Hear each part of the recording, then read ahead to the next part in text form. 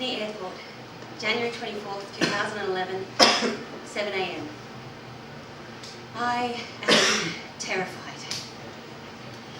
My flight is taking off in 2 hours. Dad thinks I have too much luggage. This is the man who, up until yesterday, was saying, well, you're going for a whole year, it's completely understandable that you want to take so much. I feel like a pack horse. I feel like somebody's attached bricks to every limb of my body and it's now trying to make me walk up to my neck in quicksand. They've delayed my flight for snow and Seoul and the boarding time keeps changing. 10:40. 10. 9:40. What? 9 a.m. Shit! No! 10:40. Jesus. I have to go through customs now or I'm going to have a heart attack. I feel young. I feel tiny. I don't want to go. I don't want to go. What have I done? I don't want to go. By the time I get to customs, I'm sobbing. The man who checks my passport is clearly very uncomfortable. I don't know why. Surely he sees this sort of shit all the time. He tries to joke me out of it.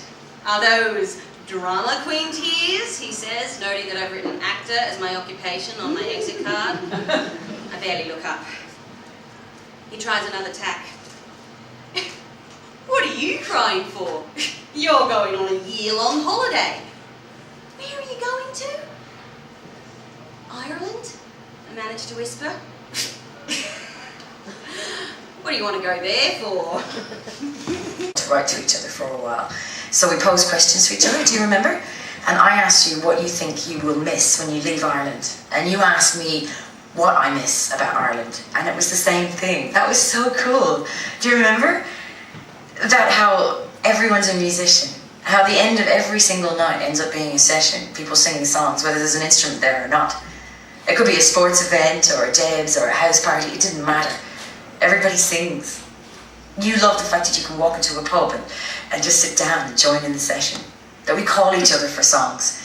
And that even when people are completely tone deaf, if they love to sing, they're welcome. They're welcome to join. God, I miss that.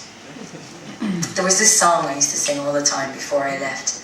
I mean, I sang it for years, but especially when I was called for a song just before leaving Ireland, I used to always sing this song.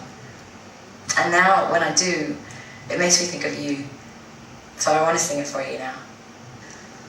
Way over yonder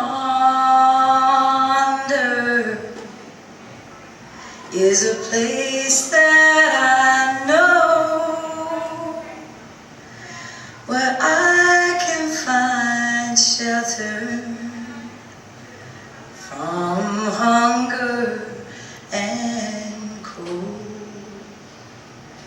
where the sweet taste and that meant a lot to me, so I wanted to sing Cathie's song for her here in her home. The song I've chosen is an Irish song. It's not one that I knew before I came here. I was on holidays on Innermost Island with a friend and we went to a session. There was this tall, blonde, curly-haired, gorgeous musician and he sang this song and I just fell in love with it. I fell in love with him too, but I fall in love with musicians wherever I go, so that's not very special.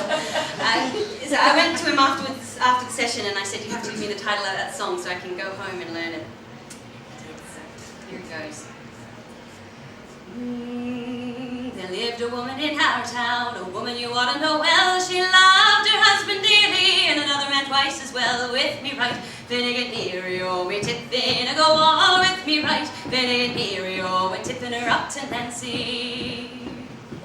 She went to the chemist shop, remedies for to buy. Have you anything in your chemist shop to make me old man blind? With me right, Finnegan Erio, we tipping a go all with me right, Finnegan Erio, we tipping her up to Nancy.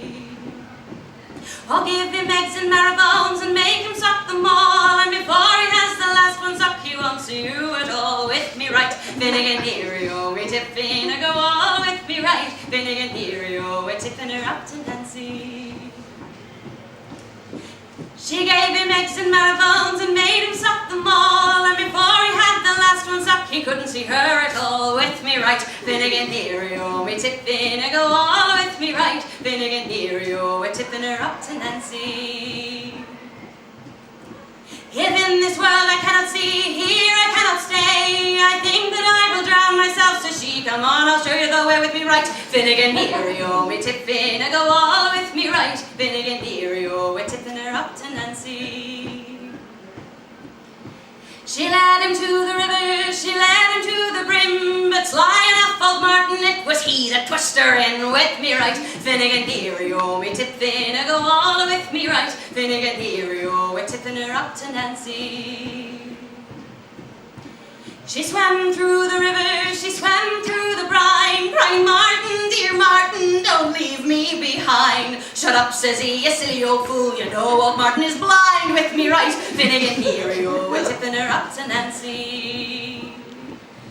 There's 9 in me family, and none of them are me own. I wish that each and every man would come and claim his own. With me right, Finnegan dear, you owe me tipping, go all with me right. Finnegan dear, you owe a tipping her up to Nancy.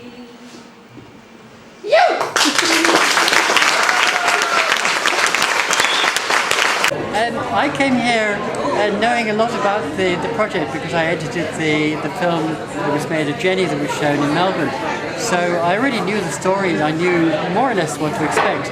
But what surprised me a little bit and pleased me was the fact that the show has developed and was a lot of what Jenny was showing and saying was the same as I had edited in the film. There was a lot of new material going in there, which made it kept it alive. I really enjoyed the performance. I thought it worked very well. The interaction between the two girls was great. I think it deserves to be shown to a much wider audience than it's had so far. And basically, I'm looking forward to the next stage, which is bringing in the girl from America, and I hope to be involved still in that. Thanks. Well, I thought it was amazing, riveting, compelling, entertaining, your basic type of entertainment with all sorts of elements, because you have the media that really draws you in, but it's sort of, spine tingling and shivering, that kind of aspect of the whole thing. I'm a story writer myself, so I really enjoyed that story writing because the characters develop themselves right in front of your eyes. But at the same time, there's this sort of reality kind of feeling coming in, and you're wondering, should I even be here? Should I be listening to this? Because there's kind of an intimacy there as well. So I really would ask people to really go and see this, because it's the only way to experience it, to actually experience the story for yourself. Hi, your battery's running out, so I hope you got this focused. Well done, Yvonne. Well done, everybody. It's wide open for a sequel, and good day to you. I'd like to see some more airport scene, a few planes maybe taken off, and people going away without too much, noise and that. And also, there's some music playing in the back here, and we'd have, your flight, please. Flight departures for Echo India to Melbourne is taking off now. Next person in. Thank you very much. I love the show. I found it very exciting. What made it so interesting was it's the first time I saw an interaction between a live actress and an actress on film. It's a brilliant show. Best thing Yvonne has ever done. Vagina Monologues was the best thing beforehand, but she didn't write that, but this is deadly, and moved to tears most of the time, powerful, flawless, yeah, deadly. Want to see more. Pretty much cried through the whole show, and it was amazing, and it's quite unusual and crazy to see acting, which is kind of, acting the real rather than acting something made up. So fair play to everyone, and I hope it's going to go on. Thanks.